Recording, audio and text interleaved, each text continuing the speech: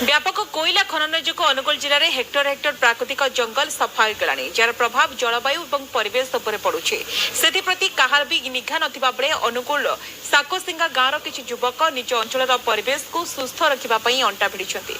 प्राय 25 एकर सरकारी जगह चिन्हट कर वृक्षरोपण करिसेंति। वर्तमान सुधा से 5000 अधिक गछ लगाइलेनि। केवल सेतिकी नुहे जल संरक्षण पई मध्य सेमाने उदाहरण सृष्टि करिसेंति।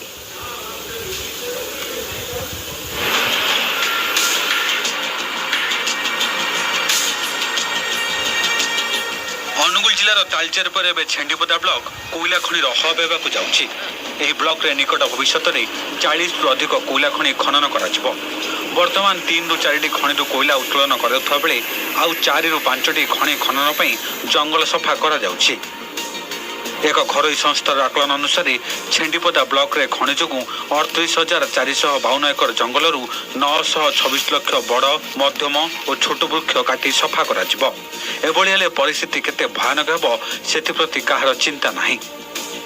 किंतु यह अति गुरुत्वर सह नहीं अनुगुल जिला सुकासिया गाँव युवक माने निज अंचल परिवेश को सुरक्षा देवाकू से अंटा भिड़ी गाँ चारिपटे प्राय 25 एकर सरकारी जगह चिन्हट कर वृक्षरोपण कर वर्तमान सुधा 5000 रु अधिक विभिन्न प्रकार गछ लगाई सारे सकाळे संज बेले गात खोलिबा सह चारा लगाउछन्ति पानी दउछन्ति एवं सुरक्षा पई चारिपटे बाड़ा मध्य बुलाउछन्ति।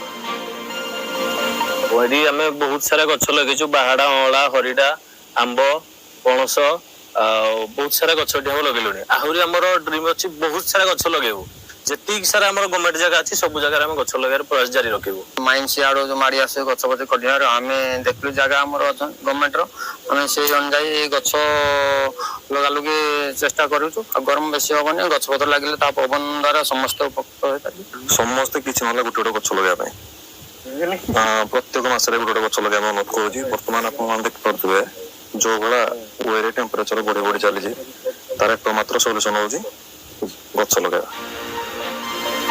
बहु संख्यार खनि भूतल जलस्तर कमी गलानी तेणु यह युवगोष्ठी जल संरक्षण उपर बहुत किछि करुछन्ति।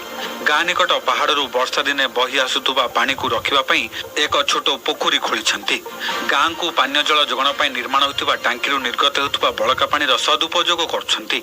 टांकी अजथारे बही जाउथुवा पानी को निजे नाळ खोली गछ लगाउथुवा जगह को आणुछन्ति। सेठारे एक बड़ गात खोली सेही पानी को संरक्षण करुछन्ति। सेठारु पानी नै गछरे देउछन्ति। आवश्यकता ठारू अधिक पानी नाळ करी सेमाने खोलिथिबा पोखरी रे छाडुछन्ति।